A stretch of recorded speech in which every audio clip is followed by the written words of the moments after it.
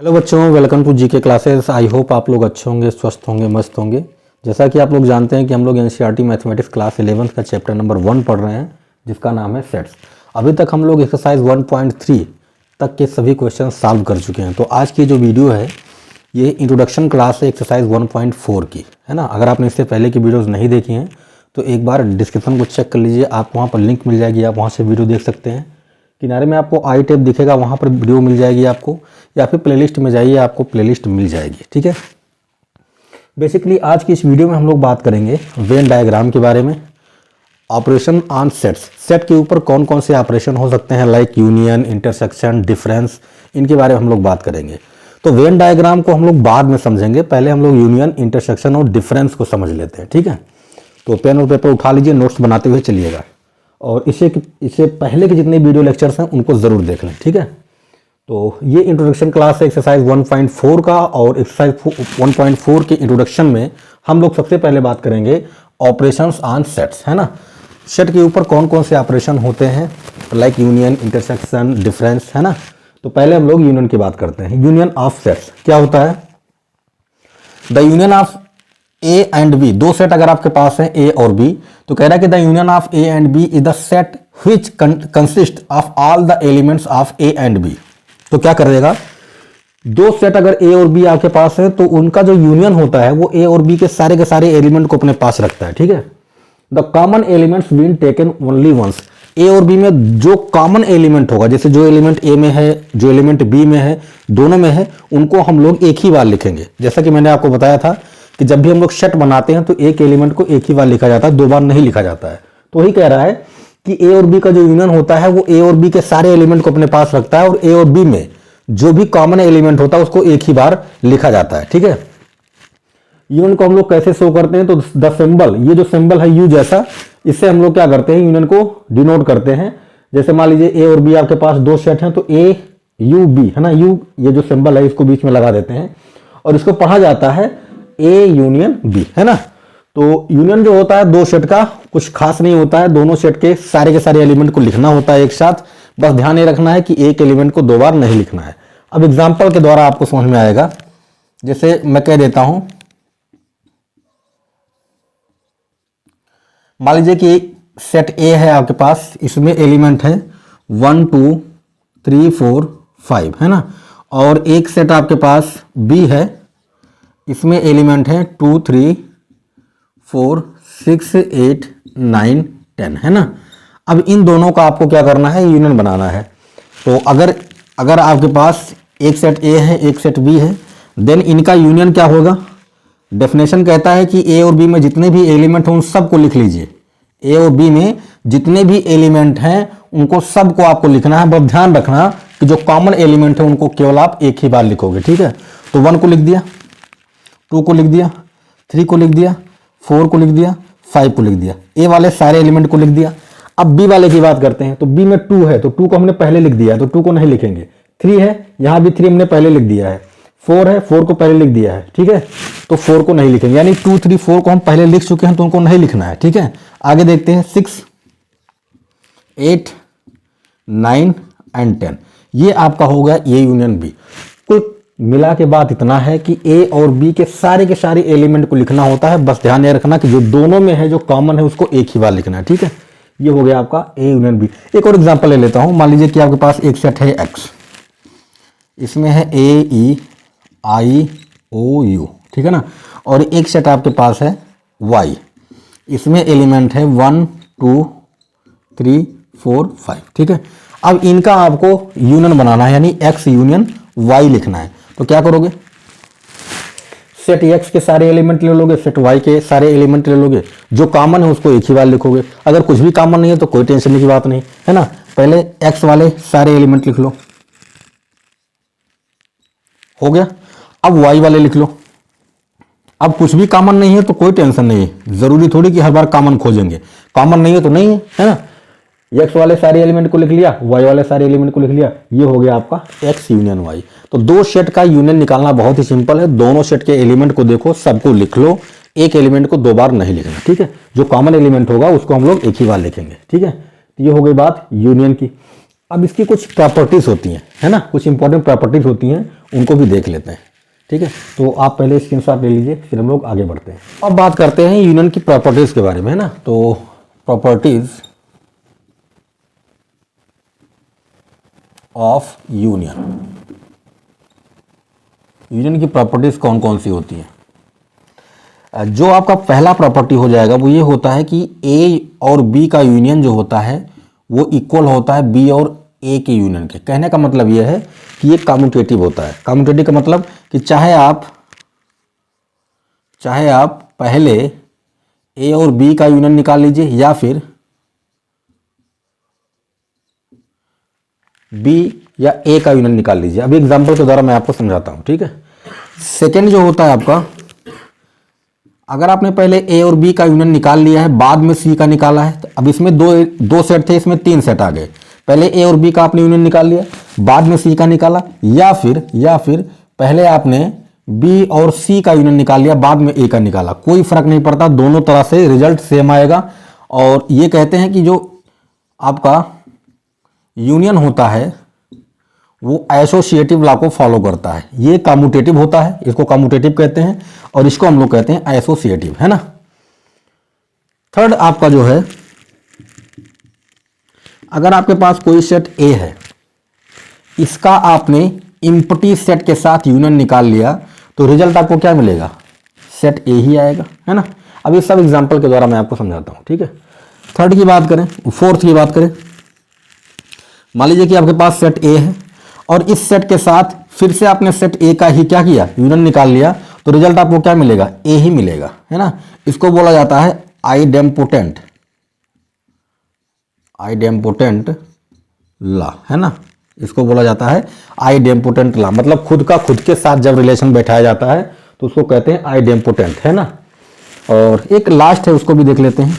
अगर आपके पास universal set है, उसके साथ में आपने क्या किया, सेट ए का क्या निकाल लिया, यूनियन निकाल लिया, तो आपको रिजल्ट क्या मिलेगा, यूनिवर्सल सेट मिलेगा। ठीक है ना।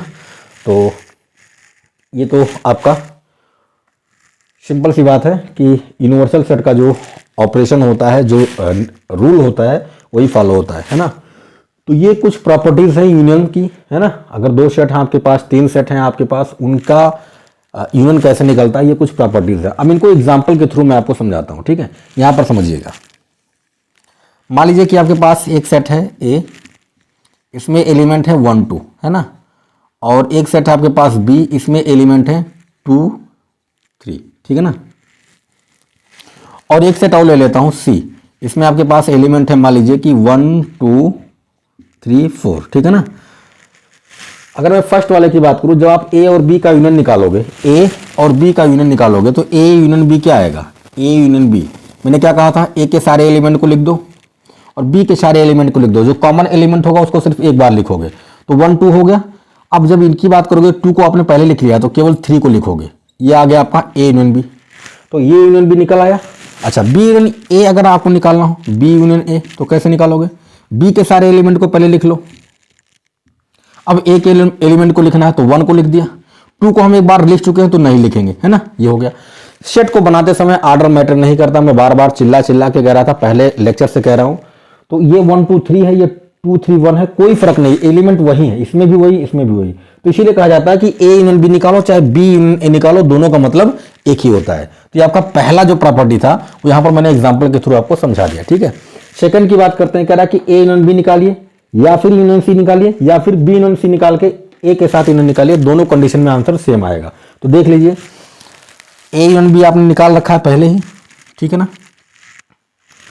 अब सी के साथ यूनियन निकालिए, यानी कि A union B union C अगर मुझे निकालना है तो इसका इसके साथ निकालना है।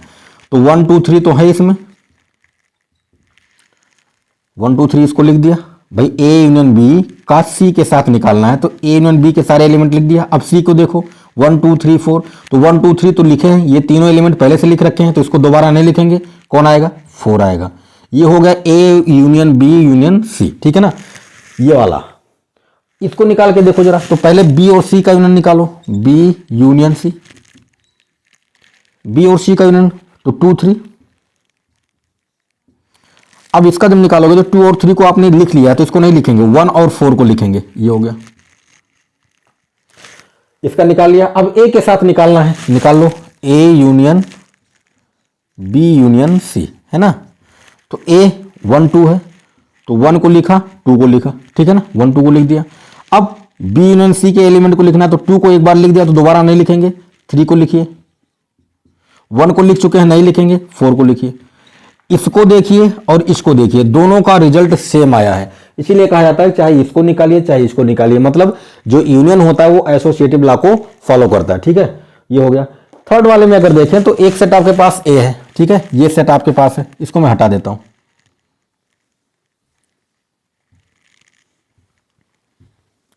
सेट ए आपके पास है और एक सेट आपके पास फाई है, फाई का मतलब कोई एलिमेंट नहीं। तो जब आप इन दोनों का यूनियन निकालोगे तो क्या कहा था कि दोनों में जो एलिमेंट है उनको लिख लो, एक एलिमेंट को दोबारा नहीं लिखना है। तो ये हो गया 1, ये हो गया 2, इसमें तो कोई है ही नहीं, ये हो गया। तो जब आपने ए और फाई का जब यूनियन निकाला, सेट ए का और इनपुट सेट का जब यूनियन निकाला तो आपको क्या मिला, वापस सेट ए ही तो मिला है, तो वही ये तीसरा वाला है, ठीक है। चौथे वाले की बात करें, ए के साथ ए का ही निकाल लो, है ना, इसी सेट का इसी सेट के साथ निकालोगे क्या आएगा 1 2। भाई इसी सेट का इसी सेट के साथ निकालोगे तो आपको यूनियन क्या मिलेगा, वही वापस मिलेगा, है ना। तो ये आपका हो गया चौथा। और पांचवें की बात करें, यूनिवर्सल सेट जो होता है वो सबसे बड़ा सेट होता है ना, सबसे बड़ा सेट होता है। सपोज दैट मान लीजिए कि आपने एक सेट बना दिया, चलो इसका मैं यूनिवर्सल बनाता हूं ना। मान लीजिए कि आपने बनाई यूनिवर्सल सेट क्या 1 2 3 4 5 6 7 8 9 10, ये मान लीजिए यूनिवर्सल सेट है ना, इन तीनों का, इसका भी इसका भी इसका भी। अब अगर आप इसका इसके साथ निकालते हो, यूनिवर्सल सेट का ए के साथ यूनियन निकालते हो तो क्या मिलेगा आपको, पहले आप यू के सारे एलिमेंट को लिखोगे तो 1 2 3 4 5 6 7 8 9 10, ये लिख दिया। अब ए के एलिमेंट को लिखना है तो ए का एलिमेंट कौन है, 1 है, 1 को लिख दिया है, 2 है, 2 को लिख दिया। तो वापस आपको यू ही तो मिला है, ये आपको वापस क्या मिला, यू मिला, है ना। तो जब भी यूनिवर्सल सेट का किसी भी सेट के साथ निकालोगे यूनियन तो वापस आपको यूनिवर्सल सेट ही मिलेगा। तो ये कुछ प्रॉपर्टीज थे यूनियन सेट के, यूनियन के। आई होप आपको समझ में आ गया होगा, ठीक है। तो ऑपरेशन जो आपका यूनियन था ये खत्म हो गया, डिफिनेशन मैंने आपको समझा दिया, कुछ इंपॉर्टेंट प्रॉपर्टीज थी वो मैंने आपको समझा दिया। अब बात करेंगे हम लोग इंटरसेक्शन के बारे में, ठीक है। तो आप चाहें तो एक बार स्क्रीनशॉट ले सकते हैं, ये कुछ इंपॉर्टेंट प्रॉपर्टीज हैं जिनका हम लोग इस्तेमाल करेंगे, ओके। तो प्यारे बच्चों हम लोगों ने यूनियन को समझ लिया, अब बात करते हैं दूसरे ऑपरेशन की जिसका नाम है इंटरसेक्शन, है ना। इंटरसेक्शन क्या होता है, the intersection of A and B, दो सेट आपके पास ए और बी है, तो कह रहा है कि the intersection of A and B is the set of all element which are common to both A and B. कहने का कुल मतलब यह है कि अगर आपके पास दो सेट हैं ए और बी, तो उन दोनों में जो कॉमन एलिमेंट होता है उसी का आप सेट बना दीजिए, उसी को हम बोलते हैं intersection of A and B. यानी कि इंटरसेक्शन, दो सेट का इंटरसेक्शन क्या होता है, एक सेट ही होता है। भाई सेट को आप लेकर कुछ भी करोगे सेट ही बनेगा। तो दो सेट का इंटरसेक्शन जो होता है वो एक ऐसा सेट होता है जिसके अंदर दोनों एलिमेंट के, दोनों सेट के कॉमन एलिमेंट को लिखा जाता है, ठीक है। जो दोनों में कॉमन होगा उसी एलिमेंट को लेकर आप एक सेट बना दीजिए, उसी को बोलते हैं इंटरसेक्शन, है ना। द सिंबल, अच्छा यूनियन को हम लोगों ने इस तरह से डिनोट किया था यू से, इसको उल्टा यू से, है ना, इस तरह से डिनोट करते हैं। तो ये सिंबल हम लोग यूज करते हैं इंटरसेक्शन के लिए, और इसको पढ़ा क्या जाता है ए इंटरसेक्शन बी, यानी ए और बी का इंटरसेक्शन अगर आपको करना है तो बीच में ये सिंबल लगा दीजिए, तो ये कहलाएगा ए और बी का क्या, इंटरसेक्शन, ए इंटरसेक्शन बी, इसको पढ़ा जाता है, ठीक है। अब एग्जाम्पल लेते हैं, एग्जाम्पल से आपको क्लियर हो जाएगा। मान लीजिए कि आपके पास एक सेट है ए 1 2 3 4 5, ठीक है ना, एंड एक सेट है आपके पास बी 2 3 6 9, है ना।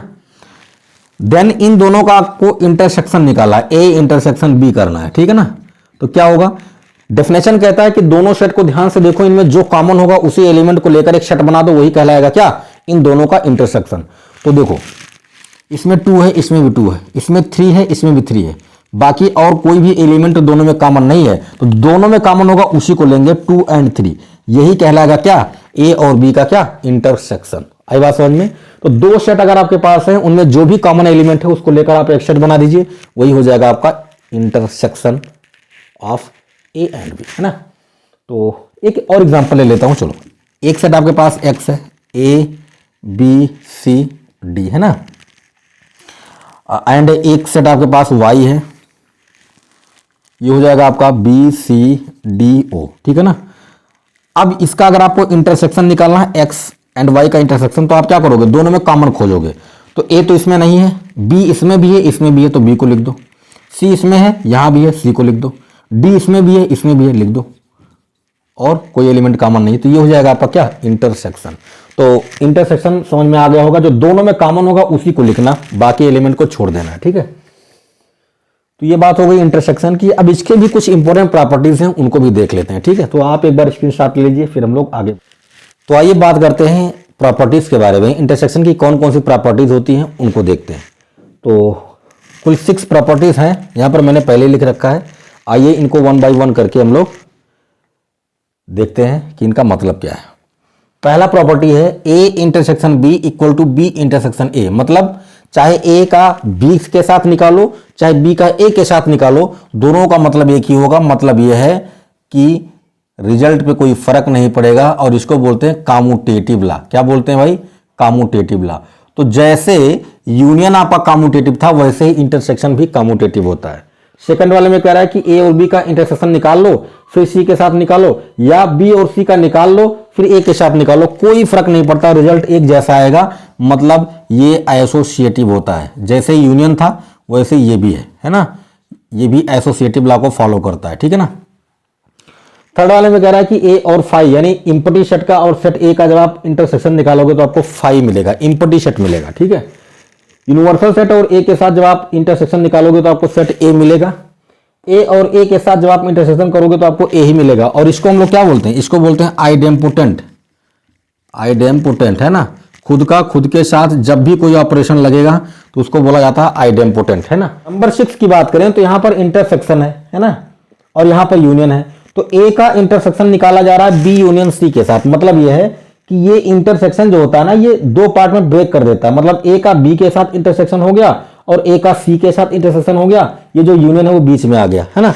मतलब A intersection B union A intersection C. मतलब ये होता है डिस्ट्रीब्यूटिव लॉ, है ना। ये डिस्ट्रीब्यूशन कर रहा है, बांट दे रहा है, तो डिस्ट्रीब्यूटिव लॉ। तो यहां पर डिस्ट्रीब्यूशन हो रहा है, इसीलिए इसको बोलते हैं कि जो आपका इंटरसेक्शन है वो क्या करता है, वो डिस्ट्रीब्यूशन लॉ को फॉलो करता है। अब चाहें तो आप सेट बना करके चेक कर सकते हैं, ठीक है। चलो मैं एग्जांपल के थ्रू आपको समझाता हूं, ठीक है। कुछ सेट बना लीजिए। मान लीजिए कि ये आपका यूनिवर्सल सेट है 1 2 3 4 5 6 7 8 9 10, ये यूनिवर्सल सेट हो गया। एक सेट आप बना लीजिए ए, इसमें हो गया 1 2 3 4 5। एक सेट बनाइए बी, इसमें हो गया 2 3 4 6 7। एक सेट बना लीजिए सी, इसमें हो गया 3 4 8 9 10, ठीक है ना। ये और 5 की बात करें तो 5 में तो कोई एलिमेंट होता ही नहीं है, ये हो गया, ठीक है। ए और बी का इंटरसेक्शन निकालिए, उसके बाद बी और ए का इंटरसेक्शन निकालिए, और देखिए क्या दोनों बराबर आता है, बिल्कुल बराबर आएगा, इक्वल आएगा, ठीक है। आप इसको चाहे तो चेक कर सकते हैं, मैंने ए बी सी सेट बना के आपको दे दिया है, वहां से आपको सिर्फ चेक करना है, ठीक है। सेकंड वाले की बात करते हैं, ए और बी का इंटरसेक्शन निकालिए। तो निकालता हूं, देखो ए इंटरसेक्शन बी निकाल लो। ए और बी में जो कॉमन होगा उसी को रखेंगे। तो 1 तो है नहीं, 2 है, इसमें भी है, लिख लो। 3 है, इसमें भी है, लिख लो। 4 है, इसमें भी है, लिख लो। तो इन दोनों सेट में अगर हम देखें तो 2 3 4 कॉमन था, उसको मैंने लिख लिया, यही इसका इंटरसेक्शन हो जाएगा। अब सी के साथ आपको बनाना है, तो A intersection B intersection C. तो इसको और इसको, इन दोनों को एक साथ लेके चलना है। तो देखो भाई 2 इसमें है, इसमें नहीं है, तो काम खत्म। 3 इसमें है, इसमें भी है, तो इसमें आ गया 3। 4 है, इसमें भी है, ये हो गया। तो जब हमने ये निकाला तो हमें मिला 3, 4। अब ये निकालना है, तो पहले बी और सी का इंटरसेक्शन निकाल लो, बी इंटरसेक्शन सी। तो बी और सी का इंटरसेक्शन निकालिए, क्या मिलेगा, इसमें 2 है, इसमें 2 है ही नहीं, इसमें 3 है, इसमें भी 3 है, तो 3 हो गया। इसमें 4 है, इसमें भी 4 है, 4 हो गया। और मुझे नहीं लगता 6 7 कुछ भी कॉमन नहीं है, तो ये हो गया 3 4, ठीक है ना। ठीक, अब ए के साथ इंटरसेक्शन निकालना है, तो A intersection B intersection C निकाल लो। सेट ए आपका ये है, तो ए में 1 है, इसमें 1 नहीं है, 2 है, इसमें 2 नहीं है, 3 है, इसमें 3 है, तो ये हो गया 3, 4 है, इसमें भी 4 है, बस और कोई भी एलिमेंट कॉमन नहीं है। तो ये आपका था A intersection B intersection C, और ये है आपका A intersection B intersection C. दोनों की वैल्यू सेम आई है, इसका मतलब हमने एग्जाम्पल के थ्रू ये चेक कर लिया कि ये प्रॉपर्टी बिल्कुल करेक्ट लिखी है ना। नेक्स्ट की बात करें, ए और फाई का इंटरसेक्शन, तो सेट ए आपका ये है और फाई ये है। जब इन दोनों का इंटरसेक्शन निकालोगे तो देखोगे कि इसमें तो ये सेट है, इसमें कुछ नहीं है, मतलब इसमें एलिमेंट है, इसमें कुछ नहीं है, तो दोनों में क्या कॉमन है? कुछ भी कॉमन नहीं है। जब कुछ भी कॉमन नहीं तो उसका जो इंटरसेक्शन बनेगा उसमें कोई भी एलिमेंट नहीं होगा, तो आपका फाई ही मिलेगा, है ना, फाई ही मिलेगा। नेक्स्ट देखो, यूनिवर्सल सेट और ए का जब इंटरसेक्शन निकालोगे, अब देखो इसका और इसका जब आप इंटरसेक्शन निकालोगे तो क्या मिलेगा? इसमें 1 है, इसमें भी 1 है, 2 है, 3 है, 4 है, 5 है, यही तो मिलेगा। जब इन दोनों का इंटरसेक्शन निकालोगे तो वापस आपको सेट ए ही मिलेगा, तो वही लिखा गया है। जब सेट ए का ए के साथ निकालोगे तो ए का ए के साथ निकालोगे तो क्या कॉमन मिलेगा? वही एलिमेंट कॉमन मिलेंगे जो सेट ए में है। तो किसी भी सेट का खुद के साथ चाहे यूनियन निकालो चाहे इंटरसेक्शन निकालो, है ना, चाहे आप यूनियन निकालो चाहे आप इंटरसेक्शन निकालो, दोनों रिजल्ट क्या देते हैं? दोनों रिजल्ट सेम देते हैं, मतलब वही सेट आपको मिलता है। ठीक है, तो ये बात आपको ध्यान में रखनी है। नेक्स्ट देखिए, कह रहा है कि A intersection B union C जो होता है वो इक्वल होता है A intersection B union A intersection C. अब इसको मैं चेक करके आपको दिखाता हूं। ठीक है, देखो, अच्छा एक चीज, ए इंटरसेक्शन बी तो हमने पहले निकाल रखा है 2 3 4, ठीक है, और तो नहीं निकाला। ठीक है, तो इसको रहने देता हूं, ये मेरे काम का है तो इसको रहने दो।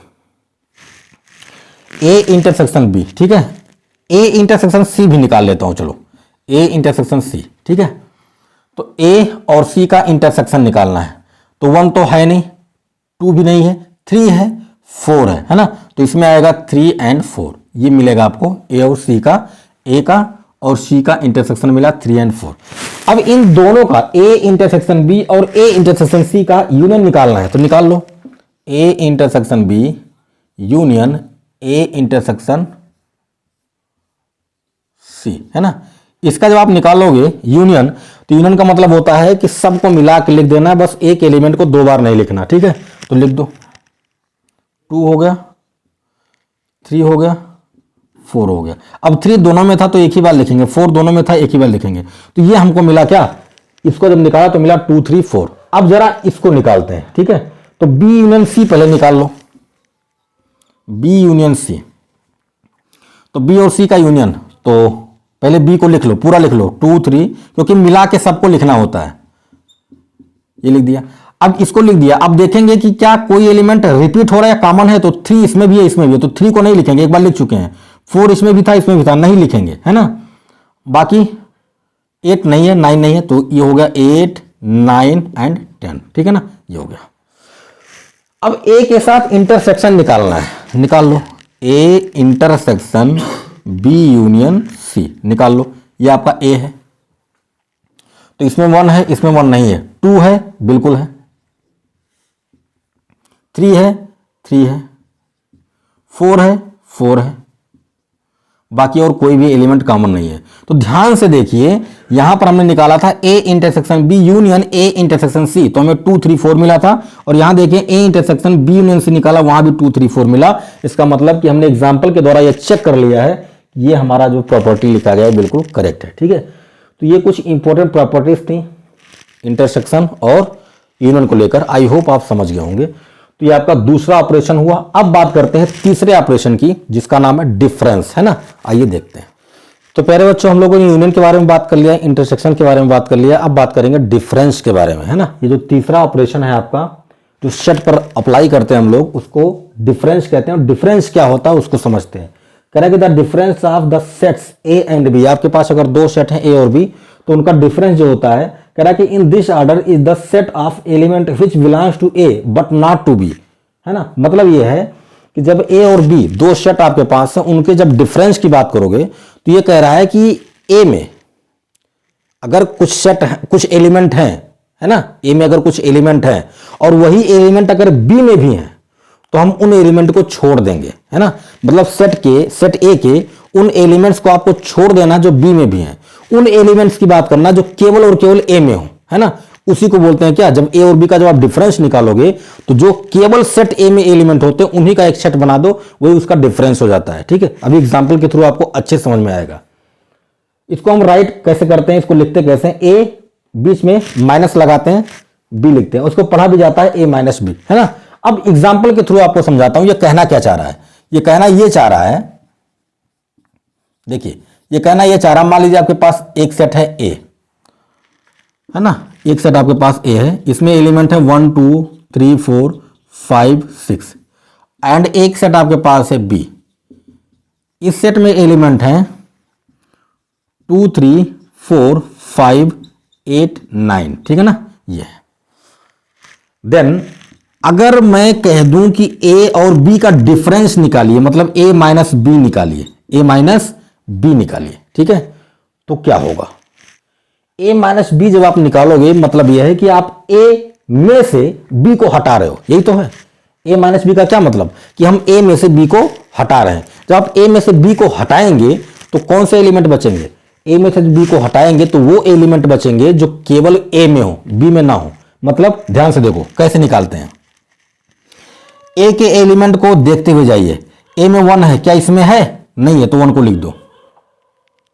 2 इसमें है, इसमें भी है, तो ये 2 कैंसिल हो जाएगा, कट जाएगा। 3 इसमें है, इसमें भी है, तो 3 कट जाएगा। 4 इसमें है, इसमें भी है, तो 4 कट जाएगा। 5 इसमें है, इसमें भी है, 5 कट जाएगा। 6 इसमें है, इसमें नहीं है, तो 6 यहां पर हो जाएगा। क्या बात हुई कि a माइनस बी का मतलब यह है कि हम a में से उन सारे एलिमेंट को हटा रहे हैं जो b में है। और b में कौन कौन से थे, 2 3 4 5 थे, उनको हमने हटा दिया, तो जो a में बचा उसी को लिखेंगे। अब आप ये सोच रहे होंगे कि यहां पर 8 और 9 बचा हुआ है, तो हम b के एलिमेंट को नहीं देखेंगे, हम केवल a के एलिमेंट को देखेंगे कि a में वो एलिमेंट हमें चाहिए जो b में ना हो।